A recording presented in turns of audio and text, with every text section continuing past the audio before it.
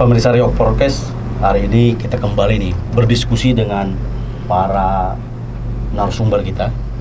Tentu kita tidak keluar nih dari isu viral hari ini. Kita akan membahas isu Pilkada Riau sambil ngopi nih sama para narasumber kita, ngobrol Pilkada. Ya. Mungkin saya sapa dulu salah satu dari 3 narasumber yang kita undang. Pertama, abang da saya, Bang Yanto, dari jurnalis. Semangat sore, Bang. Selamat sore. Selanjutnya ada abang da kita lagi dari aktivis nih, Bang Robert. Apa kabar, Bang? Baik, Sehat ya? sehat selalu. Oke. Nah, ini yang nggak asing lagi nih bagi masyarakat Riau khususnya. Ada orang tua kita, ada Pak Fauzi Kadir selaku pengamat sosial politik. Assalamualaikum, Bang. Waalaikumsalam Pak Rizal. Ya.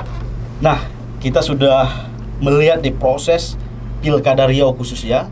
Dalam hal ini kita lihat mulai dari Pilgubri, Pilwako sampai Pilkadanya di daerah. Hari ini sedang sibuk mencari perahu nih. Baik itu di daerah sendiri, bahkan lobby-lobby sampai kepada pusat. Nah, menurut pandangan Abang Da saya nih, yang hari ini spesialis di jurnalis, senior saya juga. Menurut Bang Yanto gimana nih? Ya, baik.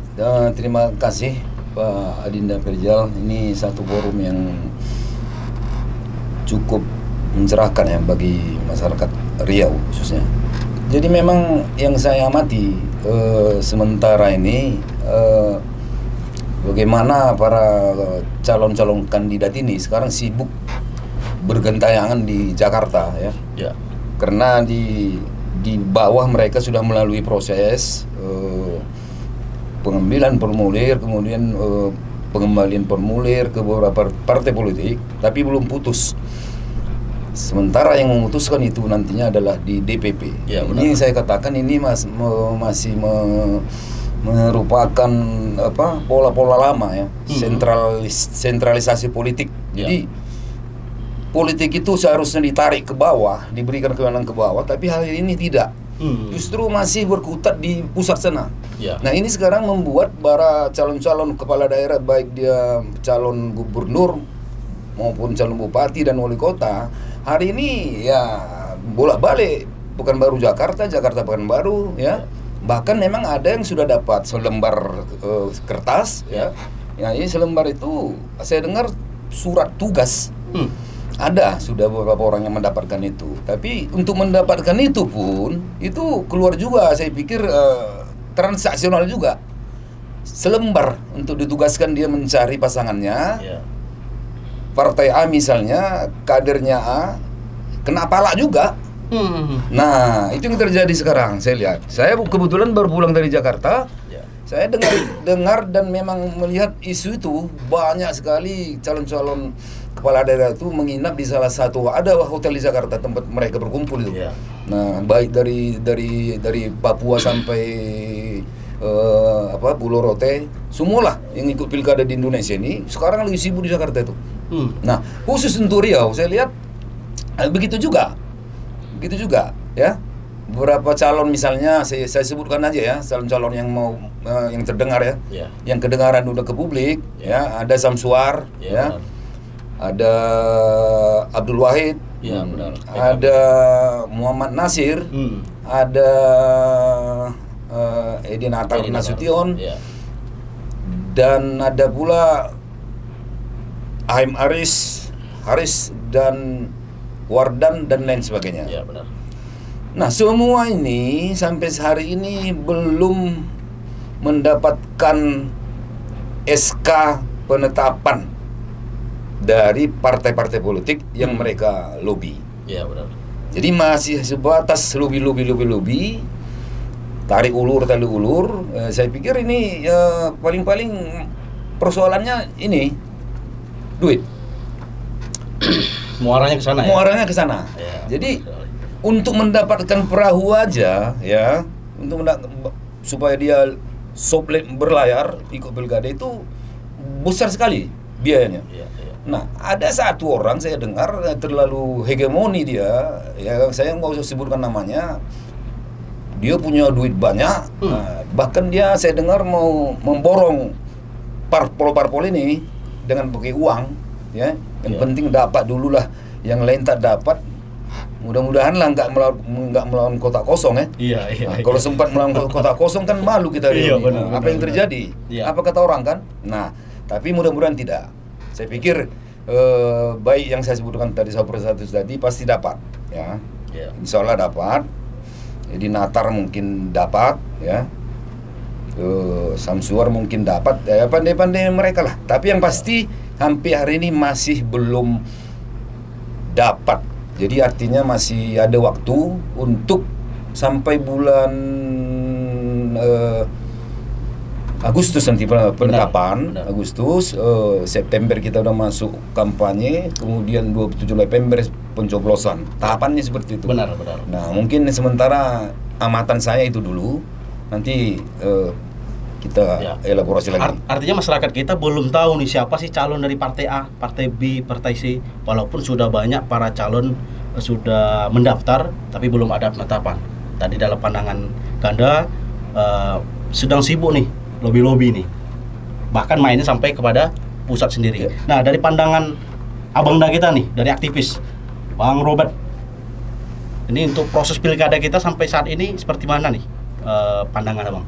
Terima kasih Pak Indra, terima kasih kepada pemirsa masyarakat Riau, khususnya masyarakat Kota Pekanbaru. Apa yang telah disampaikan sama Bang Yanto Situmeang tadi, itu adalah bagian dari nyatanya sebuah proses pilkada tadi. Jadi kalaulah misalnya sekarang ini para balon sibuk ya untuk mencari perahu untuk maju sebagai untuk pilkada ataupun pilgubrinya, memang itu menjadi satu keharusan karena memang itu aturannya memang harus seperti itu. Dia harus punya partai dan dia harus memiliki sekian persen suara untuk bisa maju. Itu sesuatu hal yang memang lumrah. Yang kita perlu perhatikan selama ini adalah siapa calon yang maju. Calon yang maju ini kan harus betul-betul bisa mewakili kepentingan masyarakat, ya. Kalau misalnya dalam pilgubri dia harus memahami kepentingan masyarakat Riau. Kalau misalnya tingkat kabupaten maupun wali kota, ya dia harus paham dengan masyarakat kabupaten ataupun kota madya. Persoalannya sekarang kan ini yang susah kita temukan. Sekarang ini kalaulah misalnya kita lihat real sekarang, orang-orang baik itu tersingkir. Orang-orang cerdas itu tersingkir. Menarik nih. Orang-orang yang betul-betul memiliki daya kritik yang bagus, ya itu tersingkir. Kenapa? Karena memang mereka tidak memiliki satu kemampuan, ya kemampuan untuk melakukan deal-deal politik seperti apa yang disampaikan oleh Bang Yanto tadi. Untuk mendapatkan satu perahu itu tidak sedikit nilainya. Ya, ini bukan satu rahasia umum lagi, itu fakta. Benar. Sekarang persoalannya, apakah partai juga memahami ya kenyataannya, ya yang diinginkan oleh masyarakat itu seperti apa? Rekrutmen para bakal calon itu kan dimulainya dari partai, ya kan? Bayangkan saja kalau misalnya dia punya kader saja, itu susah untuk dia bentuk. Boro-boro dia akan mencari ya yang lain. Ini ada satu benang merah yang memang harus perlu kita pikirkan, karena memang partai harus bertanggung jawab. Jangan hanya kepentingan partai saja, ya. Dia mengabaikan kepentingan yang lebih luas, ya. Dan kita justru mau ingin melihat, beranikah partai memilih ya sosok bakal calon, ya, apakah itu bakal calon gubernur atau bakal calon bupati maupun wali kota yang memang sebenarnya bakal calon yang didorong itu sama sekali dia tidak memiliki kemampuan finansial yang kuat. Berani. Saya pikir itu susah kita melihatnya. Benar. Ini satu ironi ya yang memang kita lihat sampai sejauh ini partai masih ya memikirkan kepentingannya, kepentingan golongan, kepentingan kelompok. Susah kita mau ingin melihat kalau misalnya partai ini memikirkan kepentingan yang lebih luas lagi. Padahal kita rindu ada satu partai yang memang berani ya dengan segala konsekuensi, dia lengkapi fasilitas politiknya, you maju, kita dukung. Yang penting kamu punya satu program yang bisa diandalkan dan membuat masyarakat itu bisa puas. Ini yang kita rindukan. Ada partai yang berani seperti itu, lalu ada calon yang berani juga memang memikirkan untuk program-program yang menyentuh kepentingan masyarakat. Ya, benar. Itu yang pertama yang harus kita pikirkan. Jadi dari sisi sebagai pergerakan, sebagai seorang aktivis, yang seperti itu belum kita lihat. Belum. Bayangkan, kalaulah saja ya syarat-syarat itu dilakukan dengan cara yang salah, lalu orang yang duduk nanti juga adalah orang yang salah, mau kemana Riau ini kita bawa? Alamatlah kapal akan tenggelam. Yes. Ya, Ini suatu hal yang perlu kita cermati, kita pikirkan bersama-sama. Untuk sementara itu dulu pandangan kita sebagai kalangan aktivis. Ini kan dinamika dalam hal, sebenarnya kan intinya kita sedang mencari pemimpin ini. Ya. Kan gitu. Sebenarnya Riau ini butuh pemimpinan seperti apa? Sementara untuk mendapatkan kursi saja, perahu saja, begitu banyak nih proses-proses yang mereka lalui. Bahkan bahasan tadi kita lihat yang punya gagasan yang luar biasa, tapi karena kemampuan finansial dia tidak siap bersaing, akhirnya tersingkirkan. Nah, pemimpin seperti apa nih yang perlu kita cerdaskan masyarakat kita untuk melihat ini sosok pemimpin yang layak untuk memimpin Riau? Mungkin dari pandangan pengamat sosial politik Bang Fauzi Kadir, seperti apa nih? Ya. Jadi emang kalau diomong kejadian peristiwa yang real itu terjadi seperti Pak Yanto kasih tahu. Jadi lebih banyak ditentukan oleh Jakarta kan? Ya, pusat. Jadi ya banyak bisa deal-deal politik kan tanpa real seperti yang diomongkan oleh Pak Hendrik tadi, bahwa ada satu keberanian partai ya, bahwa mereka punya komitmen bahwa negeri itu memang perlu penyelesaian asal kajian-kajian yang mendalam, sehingga lalu difasilitasi, lalu kita akan mencari, diumumkan pada masyarakat, kami mau cari pemimpin yang punya ABCD gitu loh. Ada kriteria. Nah, tapi yang terjadi kan itu tadi Pak Yanto bicara tadi. Gentayangan jadi macam cari ayam mencari tempat bertelur, jadi nggak cocok tempat telur itu. Lompat sana, lompat sini. Dan impunya ada sikut-sikutan juga tuh. Ya, risikonya begitu, sikut-sikutan siapa yang tajam sikutnya. Itu dia. Ya kan? Ya, benar. Pak Enrico, jadi kata Pak Enrico, wah lalu komitmennya sama rakyat apa? Lah kepentingan partai. Dan itulah yang melihat bahwa demokrasi kita masih belum punya kesadaran yang tinggi, karena rakyat tidak terlibat secara full, rakyat termobilisasi akibat daripada politik uang, ya kan, dan partai membiarkan itu. Nah, seharusnya rakyat juga punya standar, ya kan, punya standar. Oh, kami pendidikan kami mahal. Ya, kami nggak mendapatkan pendidikan yang layak, jalan kami lubang, kami bayar pajak terus, listrik kami naik, ya toh, tempat kami banjir 1 tahun 3 kali, ya toh. Pemimpin ini juga sejak kemarin, hari ini dia juga lagi yang maju, ya kan, dan partai nggak mau. Yang penting berkata partai, suara aku sudah paling tinggi di sini. Dia cuma bicara suara saya paling tinggi. Ya, saya berhak gitu. Ya, tanpa dia bercermin 1000 kali mukanya itu bahwa dia pantas itu. Ya kan?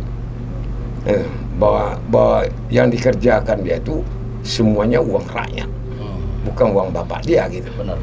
Ya kan? Jadi ya dia mau berbelanja politik. Politik dalam pengertian saya adalah politik adalah membuat kebijakan. Karena itu polisi-polisinya itu rakyat harus tajam membahas, jangan kayak di medsos sekarang, gitu ya. Rame-rame kelompok ini lalu memuji-muji, pujian semua jadi penjilat semua, ya kan? Betul. Dan kita pun digiring untuk ke situ, ya kan? kita digiring ke mainstream pikiran seperti itu, tanpa bisa kritis. Dan kalau kita berbeda dianggap kita penyimpangan politik, ya kan? Dan rakyat kita nggak berani itu, nggak punya pandangan. Nah, sebab bagi dia nanti itu kata yang pengamat asing itu, Indonesia ini ngebacot aja kerjanya katanya, ya kan? Iya benar. Nggak punya. Coba berhenti dia bahwa tempat dia banjir 3 bulan lalu jalan tuh nggak usah dilewati gitu loh. Ya, biar macet situ ekonomi sekalian kan. 3 bulan, 6 bulan gitu loh. Nggak usah panen sawit gitu. Berani nggak? Biar berubah kebijakan bahwa di situ tuh sawit situ untung buat rakyat gitu loh, ya kan? Bawa ikan di situ tuh, udah nggak usah jual ikan, biar nggak makan orang-orang kaya tuh di kota itu makan ikan, makanlah itu tulang ayam itu, ya kan? Sikap rakyat kita nggak berani gitu, dan kalau punya gitu dia nggak ekstrim. Ini penyakit kita, bukan malah kita hormat sama dia bahwa dia punya harga diri gitu. Jadi martabat rakyat kita itu tidak diukur dengan punya komitmen untuk membangun negeri itu, tapi diletakkan pada dia ikut bapak yang tukang macam di sawah kampungnya Pak Enrico, kan ada orang-orangan tuh kerja ngusir burung itu, padi habis terus, burung tak lari, tapi dia gini-gini terus, itu jelangkung itu. Tuh, jadi kayak orang-orangan kayak gitu. Betul. Nah, politik kita masih seperti manipulasi seperti itu, kepalsuan itu. Karena itu problem rakyat tidak terselesaikan. Bahkan Riau ini begitu kaya dan tambah miskin. Nah, Anda lihat sendiri apa yang ada untuk rakyat kelas bawah kemana? Tidak ada. Kebun tidak punya, industri nggak punya, pendidikan mahal. Mau bayar listrik nggak mampu. Orang kayak saya aja bayar listrik mikir 3 kali sekarang. Padahal saya punya akses banyak sekali. Tapi nggak bisa karena saya punya, Pak Haji itu jangan dekati. Karena dia nggak punya duit itu. Nanti dekat sama dia tambah miskin. Padahal kita tanya, nggak satu pun itu para calon tuh ngerti tentang apa yang harus dibuat oleh rakyat untuk rakyat. Dan rakyat berani nggak evaluasi itu? Untuk dia kok, bukan untuk kita aja. Ya saya kan punya konsep aja, kalau memang nggak layak hidup negeri ya saya pergi dari sini. Walaupun saya anak negeri ini, gitu. Sebab di sini ini nggak pantas untuk lahir orang bagus. Tersingkirkan dari kalau bahasa Pak. Bukan tersingkir, memang saya nggak bisa berharap bahwa punya masa depan negeri ini. Ya kan? Kita jujur malah kita diejeknya. Ya toh? Dan kita mau bangun untuk dia malah kita, itu nanti mengagalkan para oligarki itu. Ya kan? Nah itu jadi betapa munafiknya kita semua. Ya toh? Nanti ribu-ribu kasih bansos diam padam. Kasih nasi bungkus nggak jadi. Coba hutan habis, lingkungan habis, tanah semakin menyempit. Ada 3 yang harus dilakukan oleh rakyat Riau sekarang itu. Pertama, sikap dia ini pergantian pemimpin, dan dia tidak boleh membiarkan, dan itu tidak boleh ada rekayasa politik, money politik itu. Ya tuh betul-betul orangnya sungguh-sungguh gitu. Jangan, wah dia kan ngantar 3 bulan sekali minyak goreng sama saya, enak, berasnya enak, tapi nggak tahu di situ usahanya tiap hari macet. Ya kan? Tapi 3 bulan sekali jadi ingatan dia. Itu terjadi di kampung saya. Pak enak Pak, dia ngasih minyak goreng 3 bulan sekali. Berasnya, berasnya enak sekali. Padahal dia beli harga 3 bulan sekali itu. Cuma seminggu cuma beras yang dikasih itu. Ya kan? Nah sekarang harga beras sudah hampir 20.000. Ya kan? Nggak terbeli. Nah, jadi itu satu soal pemimpin. Jadi ada satu policy politik yang harus dievaluasi. Mereka punya program dan tuangkan program itu secara spontanitas. Gak usah ditulis itu oleh para akademisi itu. Ya toh? Macam saya, tanya saya tentang apa program Bapak tentang pendidikan. Ya kan? Apa saja yang harus kami dapatkan oleh rakyat. akibat Bapak jadi pemimpin. Apa aja ya, misalnya macam Payungan Nur gitu. Ya, masjid itu kira-kira kok sampai sekarang padam terus. Nggak kembang-kembang itu. Kok adendum sampai 5 kali kan gitu kan? Benar. Nah, itu kan uang bukan Bapak Gubernur punya, bukan Pak Sekda punya. Betul. Itu kan uang rakyat. Tapi adendum sampai 5 kali. Ya kan? Kan mengerikan tuh. Ya. Nah, itu tuh. Ya kayak gitu jangan jadi gubernur. Ya. Gitu loh. Betul.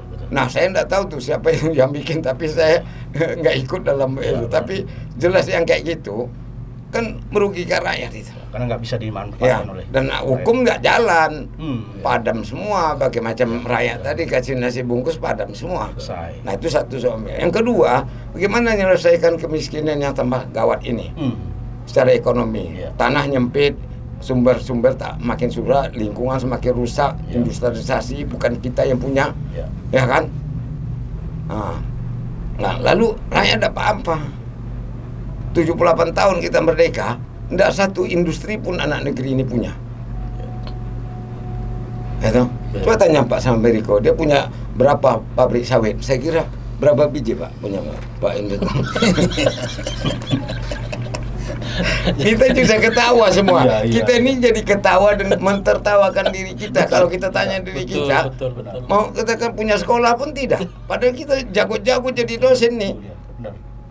Ya, sehingga saya minta berhenti jadi dosen karena nggak punya harapan. Ya, karena pikir-pikir ya sama aja jadi dosen sama aja. Tapi saya nggak mau secara intelektual saya di bawah dosen, gitu kan? Saya siap untuk berdebat tentang negeri ini gitu. Nah itu jadi rakyat harus sampai pada itu, sehingga kita bisa memelihara dan menyelesaikan masalah kita gitu. Dan bagaimana secara kolektif kita bersama punya ideologi menyelesaikannya, ya kan? Bisa nggak kita masih mempertahankan negeri ini? Nah kemudian yang itu secara ekonomi, lingkungan, industrialisasi, pendidikan, pokoknya segala kepentingan kita ini, bahwa kita yang layak menyelesaikan negeri ini karena pemimpin kita pilih dari kita untuk kita, dan martabat kita terjaga jadinya. Nah, jadi jangan kayak orang-orangan tadi di sawah tadi, ya kan? Iya benar. Nah, padi lewat terus, orang-orang kan tak bisa jalan, ya kan? Nah, dan yang ketiga, ini bahaya jalur sutra ini. Ngerti nggak pemimpin itu? Benar. Obor ini. Benar. Ini ya mudah-mudahan lah Prabowo ini insya Allah sehat ya. Bisa dia kan udah mulai itu IKN agak mulai ditinggal sedikit, tipis-tipis lihat. Kemudian jalur sultan nih kita dikepung dari laut, dari pantai. Kalau dulu masih cuma cerita abstrak, sekarang enggak, sudah di pelabuhan kita. Luar nyata dah. Ini bisa enggak nih? Nah, Riau harus punya sikap politik 3 ini. Ya, kalau nggak bisa sampai pada level ini sikap dia mengusir itu asing itu dari pantai-pantai itu dan darat itu, jangan jadi gubernur Riau ini, jadi kaki tangan asing. Dan minta rakyat harus minta sampai situ. Betul. Komitmen. Ya, bahwa negeri ini masih bisa kita jaga. Kalau enggak ya apa boleh buat lah kan. Kita harus hijrah ya hijrah, udah kita tinggalkan aja biar jalur sutra ini jalan lancar. Ngapain? Ya kan, obor ini jalan lancar. Ini saya lihat kan udah mulai itu dari Jambi segalanya. Nah, jadi bukan soal sekedar pemilihan gubernur. Betul sekali. Nah, ini jadi saya berharap ada formulasi yang cerdas, yang dan para akademisi mensiasati bukan hanya pembicaraan di medsos. Ada satu sikap politik. Ada sikap artinya pemecahan masalah. Kebesaran tindakan bersama kita. Nah itu, dan para pemimpin itu kita tanya sikapnya nanti seperti itu. Ya benar sekali. Jadi bisa terbela karena yang hadirnya itu. Jadi ya kalau tanding uang ya kita bendera putih lah langsung kalau tanding uang. Ninggal kita. Ya benar. Negara ini nggak pernah ngasih kita uang sejak dulu kok. Nah ini muncul nih persoalan kita di tengah masyarakat kita, Kanda, di mana masyarakat itu sudah termindset, udah dah mau siapapun jadi pemimpin kayak gitu-gitu aja. Iya benar. Apa yang ada hari ini ambil. Ya itu akhirnya apa? Jadi yang sikap tanggung jawab itu nggak ada lagi udah pesimis, pasifisme. Ya toh, apatis. Ya toh, dia nggak punya harapan lalu ya udah ada kopi disikat. Kopi disikat. Ya. Dia nggak tanggung jawab, pokoknya mau jadi hantu ya ini kampung kalian. Salahnya kalian, kan gitu. Nggak tahu padahal dia yang minum kopi tadi bakal nggak jadi minum kopi. Lambat laun semuanya bakal terbakar jenggot semua dibakar. Nah itu yang terjadi, ya kan? Bahwa rumah sakit kita akan tambah mahal, segala semua fasilitas. Coba itu pekerja udah ditarik gajinya 3%, kan gila itu. Tapera itu kan? Kan gila itu. Jadi kita takut bikin pekerjaan sekarang, Pak. Benar. Apa tidak pasal ditarik kan? Benar. Betul nggak, Pak? Bagus tak usah bekerja. Dan DPR nggak ngomong apa-apa, nggak melindungi kita. Itu. Nah, partai tidak membela kita. Sampai sekarang partai nggak ada yang bicara itu. Bahwa itu tidak berhak. Itu bukan keputusan DPR. Terkooptasi semua. Mau apa kita lagi sekarang? Jadi itu tadi. Nah kalau kita biarkan tambah jadi barang nih. Ya itu dia. Mungkin persoalan money politik tadi. Saya mau sedikit agar wawasan masyarakat kita berkembang. Jangan sampai mereka bahasa tadi udah apalagi apatisme. Ya. Mereka sudah putus asa. Udahlah apa yang terjadi karena hari ini datangnya kopi ya kopi aja diambil. Ya. Menurut Abang Dah kita gimana nih? Sebenarnya itu bisa kita perbaiki. Tidak ada yang tidak bisa diperbaiki kalau memang punya keinginan. Ini kan ada satu kekuatan. Kekuatan ini memang sengaja untuk memanfaatkan masyarakat yang seperti ini. Suatu negara ya dikatakan maju kalau memang tingkat pendidikannya itu sudah di atas rata-rata. Sekarang kan kita tingkat pendidikan kita ini kan masih rendah. Gampang digiring-giring kemana-mana, gampang dilemparkan isu yang sebenarnya seperti yang disampaikan oleh Pak Fauzi Qadir itu adalah isu yang sebenarnya tidak menarik. Tapi bagi masyarakat ya dikasih beras 1 karung, dikasih minyak goreng, dia sudah mengatakan itu adalah pemimpin yang baik. Padahal sebenarnya itu adalah bagian cara pembodohan. Ya, kita kan mau ingin masyarakat itu cerdas, tapi mencerdaskan masyarakat itu kan juga perlu proses. Kita punya wadah, ada Kesbang Polinmas, ya. Kita juga punya partai. Ada enggak mereka punya program-program yang menginginkan masyarakat itu cerdas? Saya malah takut kalau masyarakat itu cerdas, mereka takut. Ya, mereka takut. Padahal sebenarnya semakin cerdas masyarakat itu semakin bagus. Semakin bagus, maka akan lahirlah ya pemimpin-pemimpin yang berkualitas. Tidak lagi membiarkan ada pemimpin-pemimpin yang sebenarnya kalau menurut dari sisi kita secara pribadi, baik pandangan saya sebagai Robert Enrico sebagai aktivis, baik sebagai pandangan daripada Pak Fauzi Qadir yang beliau juga adalah senior saya, guru saya, dan pandangan Pak Yantus Tumeh, mereka juga tidak bagus-bagus sekali kok. Tapi kenapa mereka bisa? Ini kan persoalannya menjadi tanda tanya besar. Karena mereka punya potensi ya memanipulatif semuanya. Mereka punya kekuatan finansial. Mereka bisa ya menggiring masyarakat itu supaya misalnya mereka bisa memilih ya. Padahal sebenarnya dari sisi syarat apapun rasanya juga tidak pantas, tapi inilah realitanya. Jadi kalau misalnya kita mau ingin mencerdaskan masyarakat dalam hal berpolitik, sebenarnya itu mau atau tidak. Ini persoalannya kemauan dari pemerintah saja. Kalau pemerintah mau, ya saya pikir itu bisa. Karena politik itu punya konstruksi politik yang bagus, definisinya bagus, ya. Bagaimana selanjutnya merancang adanya satu kekuatan, lalu kekuatan yang mereka dapatkan itu dilakukan secara baik. Kan itu sebenarnya, ya, bukan menjadikan politik ini untuk mendapatkan satu kekuasaan lalu membodoh-bodohi masyarakat, lalu mengambil semua potensi-potensi itu untuk kepentingan-kepentingan kelompok dan pribadi. Saya pikir sebenarnya para bakal calon gubernur maupun calon wali kota maupun kabupaten rasanya nggak perlu saja kita harus mengeluarkan uang terlalu banyak. Nggak ada yang terlalu prestise. APBD-nya sudah lengkap, ya kan? Semuanya sudah tertuang. Masyarakat diwajibkan untuk membayar pajak, ya. pajak itu lalu dikumpulkan, diakumulasi secara keseluruhan, maka kita sebutlah itu APBD. Pekerjaannya kan tidak terlalu susah. Ada anggaran yang anggaran ini harus digunakan. Anggaran digunakan untuk kepentingan para pegawai dan kepentingan publik. Kan itu saja. Kan tidak ada yang repot di sini.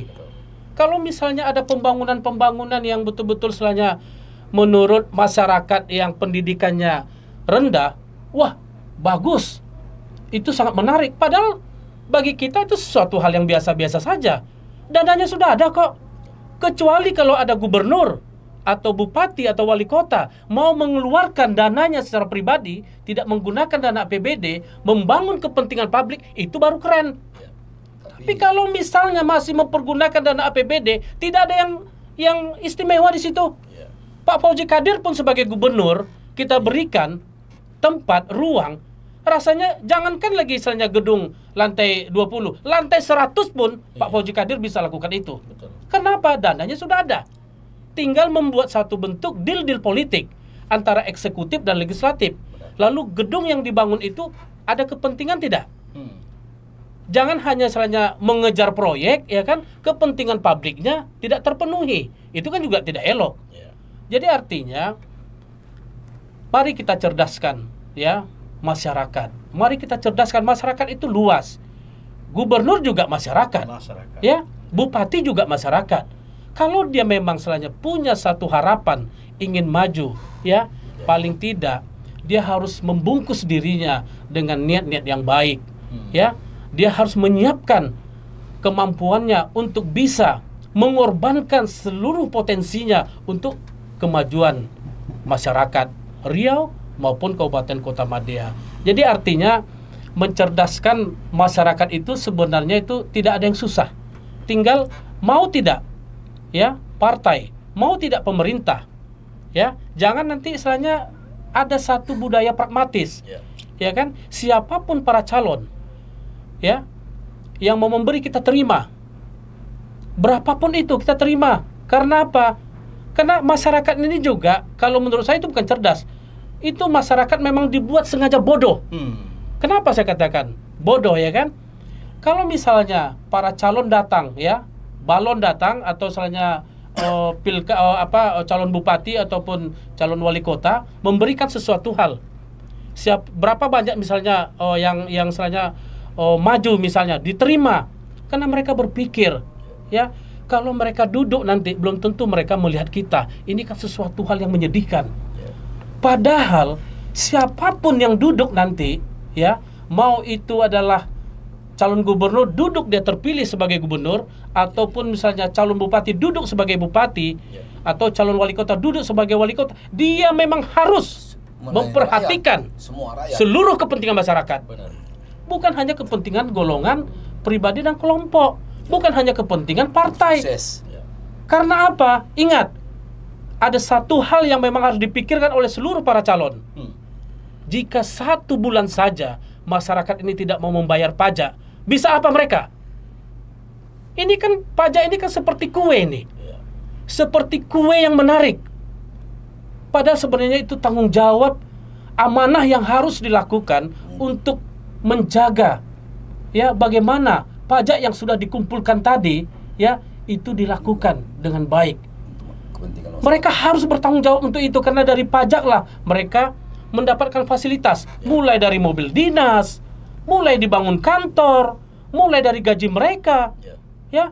Jangan lebih banyak kepentingan-kepentingan itu, ya, lebih kepada mereka, sehingga kepentingan publik pun itu terabaikan. Bahkan kepentingan publik pun digarong juga. Ya, ini kan juga tidak elok. Jadi sebenarnya tergantung niat pemerintah mau tidak mencerdaskan masyarakat itu di dalam hal berpolitik. Jangan ada selanya transaksi sesaat. Jangan berpikir pragmatis. Masyarakat juga harus diajarkan cerdas. Siapapun nanti bakal calon gubernur, ya, siapapun nanti bakal calon wali kota ataupun bupati, coba renungi baik-baik, pikirkan baik-baik. Pantaskah saya maju?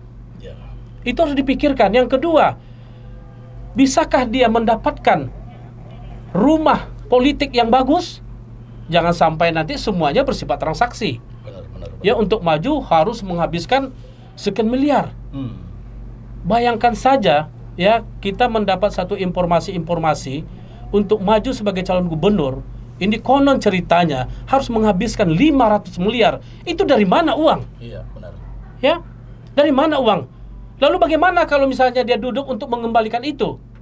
Kalau tidak dengan melakukan tindakan-tindakan yang salah. Nah, itu dia, Kanda. Ya, Makanya kita tindakan yang salah. punya historis nih. Yes. Historis pemimpin Riau, masa kelamnya, banyak pemimpin kita berurusan dengan hukum Ya. pada akhirnya. Ya, itulah yang memang perlu kita garis bawahi agar kedepannya jangan lagi ada kita mendapatkan satu kepala daerah yang nafsu politiknya tinggi, tapi dia miskin program, dia miskin kesadaran, dia miskin ya melihat kepentingan masyarakat. Jadi artinya kita harus cerdas. Memang agak berat sekarang melihat kondisi masyarakat kita saat ini. Memang berat, sangat berat. Betul yang disampaikan oleh Pak Fauzi Qadir. Semuanya sifatnya memang transaksional saja. Masyarakat ini dibuat selainnya bersifat pragmatis. Sekarang saya dapat beras, alhamdulillah. Padahal 5 tahun ya kita harus melihat bagaimana progres dia sebagai kepala daerah. Kalau misalnya kita salah memilih kepala daerah, ya kita bertiga di sini, kita berempat di sini, ya ikut dengan adik kita berlima, berkuar-kuar pun kita mengatakan. Pak Enrico, tapi ada satu anggapan ya, bahwa percuma berharap dengan masyarakat untuk cerai. Makanya begini, Waktu kita mepet ya, betul. 3 bulan ya. Iya, benar. Rakyat tetap akan melakukan itu. Betul. Makanya gini. Pertanyaan saya, lalu siapa kira-kira kalau rakyat nanti akan terjadi? Saya udahlah, nggak apa-apa lah dikasih kopi sekali, nggak apa-apa daripada 5 tahun sama sekali nggak dapat. Nggak. Jadi gini. Gimana? Nah, ini pertanyaan bagus. Jadi, Ini pertanyaan bagus. Jadi begini. Kalau saya lihat ada kemungkinan rakyat kita seperti itu. Makanya tadi saya bilang Dan tadi. pejabat kita juga gitu. Betul. Makanya tadi saya bilang tadi. Lebih bagus ditangkap daripada nggak dapat apa-apa. Betul, makanya. Tangkapnya senang dia di dalam itu 3 bulan, tapi kan dia masih punya harta. Makanya seperti ini. Gimana? Semua kan regulasinya itu yang memang tidak berjalan. Ya, ada KPU, ada Bawaslu. Ya kan? Ini kan semuanya kan tidak berjalan. Apakah Bawaslu itu sama sekali tidak melihat, tidak menyadari, tidak tahu bahwa itu terjadi?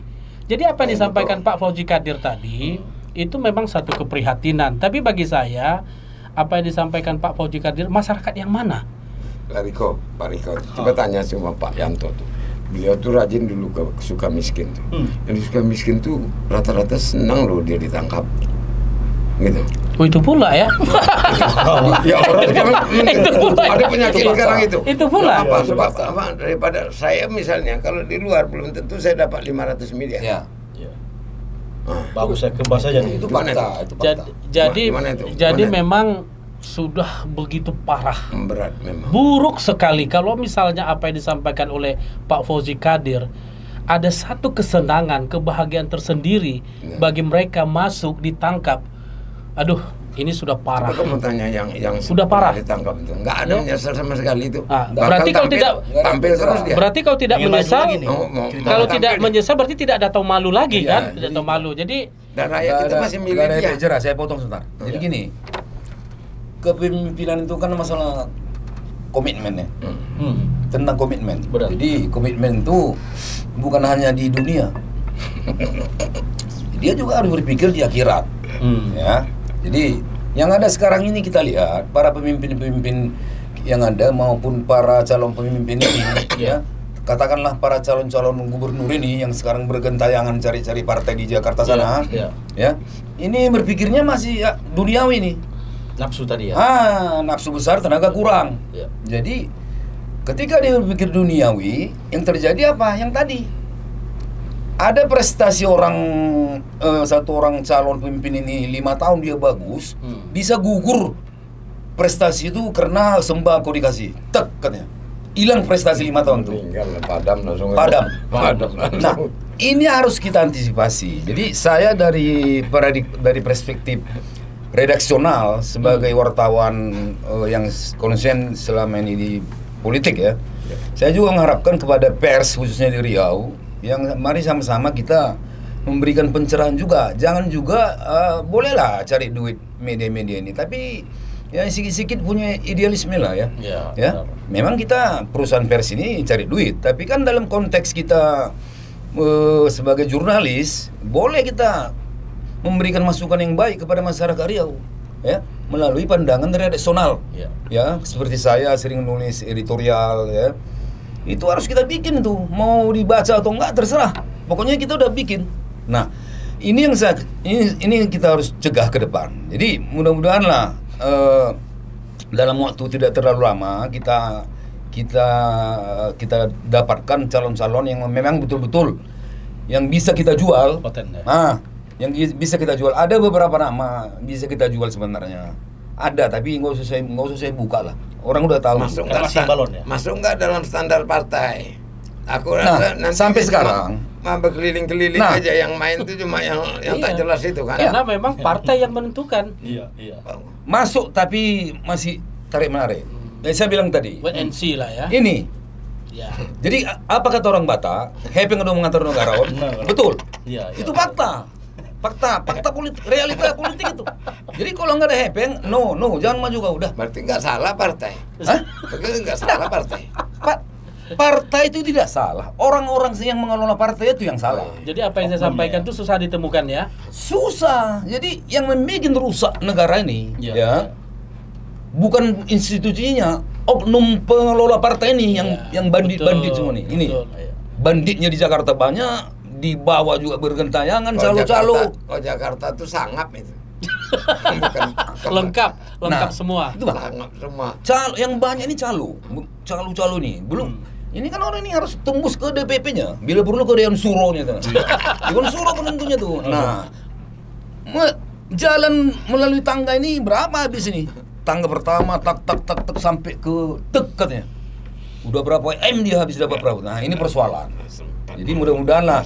Makan kita, Bos. Mudah-mudahan ke depan ya kita dapatkan lah kandidat-kandidat ya, paling-paling kalau menurut prediksi saya 3 pasang cukup lah untuk Pilgub ini. Nanti ada mungkin beberapa kabupaten kota ya yang ada sekarang ini, mungkin ada satu yang saya lihat di Riau ini ada satu wali kota yang hari ini konsisten ya, yang cukup bagus dia. Mungkin Pak Robert bisa menjelaskan siapa tuh. Ya, dari 12 kabupaten kota ya. Ini kan juga punya masalah juga nih. Ada juga yang sempat bermasalah hukum. Tapi mana nih yang bisa kita jadikan role model nih? Jadi sebenarnya kalau misalnya kita mau ingin jadikan ada satu contoh menjadi role model, ya kan? Dari 12 kabupaten kota Madia plus satu gubernur. Sebenarnya banyak kok yang bagus-bagus calon pemimpin-pemimpin kalau misalnya ada kesadaran dari pihak partai politik. Ya, kan itu. Persoalannya kan sekarang semuanya seperti yang disampaikan oleh abang kita Bang Yantus semua, yang semuanya adalah uang. Kan repot kalau misalnya semua urusannya uang. Bukan tidak perlu uang, perlu. Tapi kalau misalnya kekuatan uang itu malah dipolitisir ke hal-hal yang salah, ini kan juga sangat berbahaya. Jadi dari 12 kabupaten kota Madia ini bolehlah kita berbangga terhadap salah satu kota Madia, Dumai misalnya, ya. Baru-baru ini, ya, siapa yang menyangka Dumai menjadi satu tempat kegiatan acara kenegaraan? Ya, itu bukan satu hal yang mudah, ya, bukan satu hal yang mudah. Itu dapat kita lihat kecerdasan dari Bapak Faisal. Ya, Bapak Faisal menata komunikasi politiknya. Ya, itu kan luar biasa. Mendatangkan seorang presiden di dalam acara kenegaraan. Ya, itu sesuatu hal yang boleh selanjutnya kita berikan apresiasi kepada Bapak Faisal atas keberaniannya menempatkan Dumai itu sebagai tempat acara kenegaraan pada acara Hari Pancasila ya, tanggal 1 Juni 2024. Dan di luar daripada itu tentu juga Dumai sekarang ini kan menjadi satu barometer pembangunan, ya. Seluruhnya dapat kita lihat dengan pembangunan gedung, ya, untuk apa? Untuk sebuah masjid yang boleh dikatakan itu satu kebanggaan, ya, buat Dumai, ya.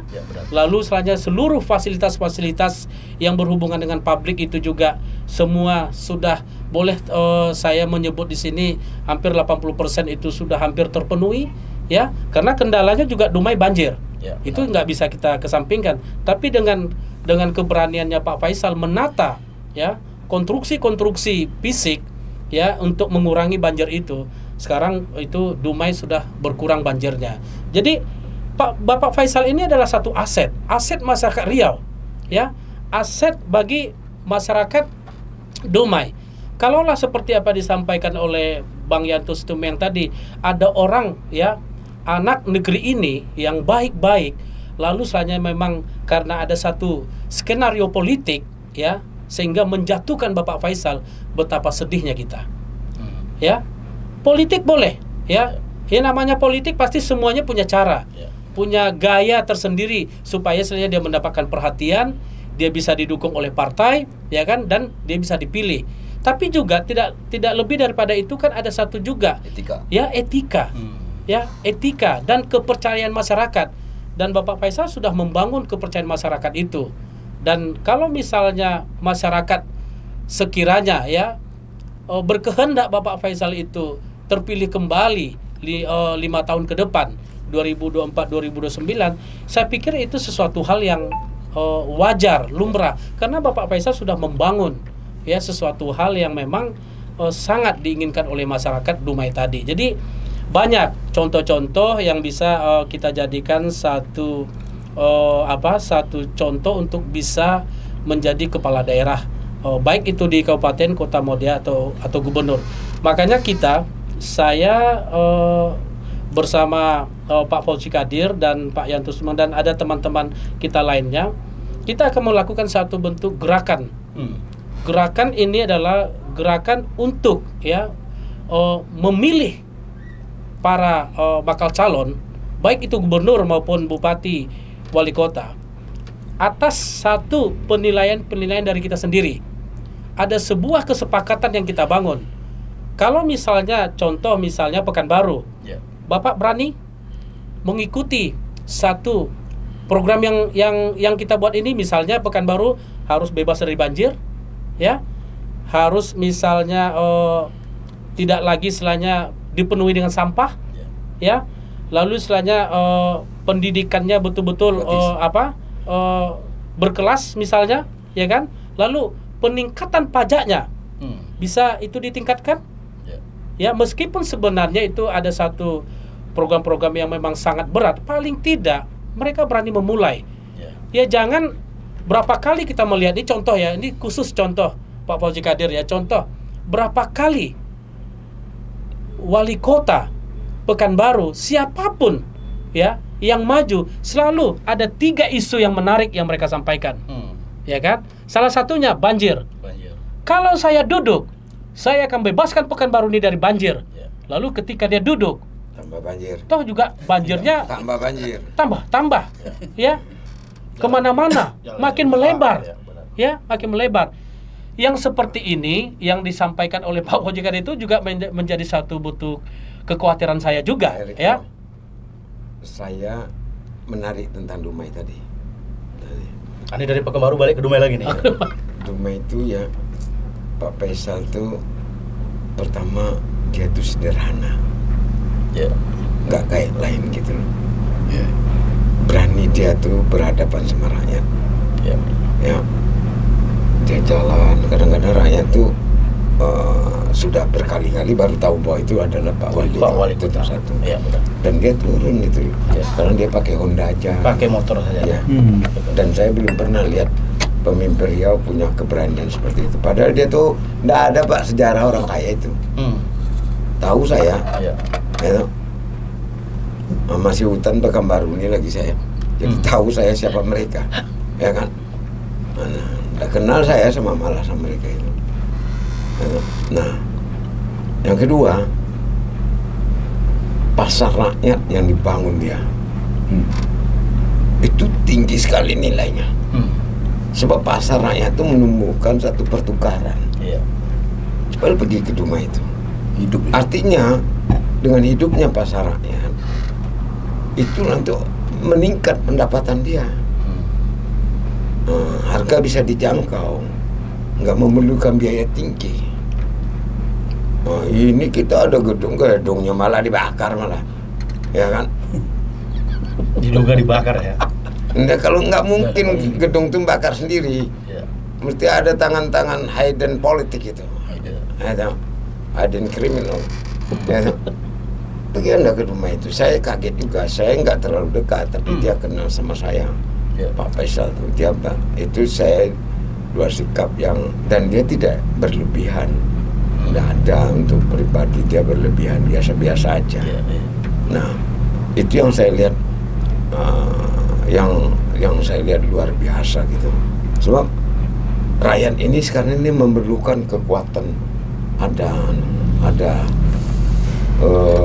akhlak pemimpin gitu, yang amanah gitu, ya tuh, yang berani berbeda dengan sikap. Kadang-kadang partai pun nggak ada mau membatasi seperti itu. Jadi kalau nggak ada pribadi pemimpin betul punya political will-nya, nggak jadi itu. Ya, bukan baru nih apa yang jadi? Ya, yang terbakarlah kalian, ya kan? Terbang lagi. Yang berlubang-lubang di jalan di Ponorogo aja berlubang. Kalau Pak di Ponorogo aja berlubang, melawan apa lagi? Jalan Enrico, ya kan? Jalan Amerika Latin. Jadi saya bilang, aku bilang ini negeri ini udah gila ya sudah. Jadi rakyat gilanya harus ditingkatkan menjadi gila cerdas, ya toh. Nah, jangan gila-gilaan, gitu loh. Nah, jadi saya kira Dumai tadi benar itu, ya toh. Berani dia seperti itu. Jangan macam beberapa tempat kita di pantai ini menjadi tempat marketing asing, gitu. Nah, ini ndak sayur rakyat, jadi dia bisa petani bisa hidup. Nah, dan dicek betul gitu, bahwa itu memang dijual untuk marketing supply masyarakat itu, kontrak petaninya, sayurnya, ikannya gitu, ikan tambaknya, dan itu dikontrol oleh para pemimpin kita gitu. Nah, itu nggak ada, dia sangat tergantung dinas ini nggak ada kerja. Dia tergantung selera hedon sini. Yang mercusuar ini nggak ada itu, proyek-proyek untuk rakyat itu nggak ada. Udah cobalah, udah berapa kali udah ganti 1 tahun sampai 3 kali PJ, ya kan? Entah apa PJ lagi itu. Pokoknya Jokowi ini paling banyak PJ sejak Indonesia merdeka lah, ya. Tapi apa yang terjadi? Ini jadi itu partai nggak ada sikap apa-apa, DPR nggak ada apa-apa. Tinggal di kata-kata undang-undang bahwa DPR adalah wakil rakyat. Jadi kita suruh baca pernyataan teks-teks itu. Tekstual. Hari ini kita merdeka, hari 1 Pancasila, 1 ketuhanan Maha Esa, sampai di situ aja. Implementasinya nggak seperti kan. Berarti tantangan demokrasi kita besar. Sangat. Ngeri sekarang itu. Bukan hanya persoalan jadi, pendidikan. Jadi pajangan.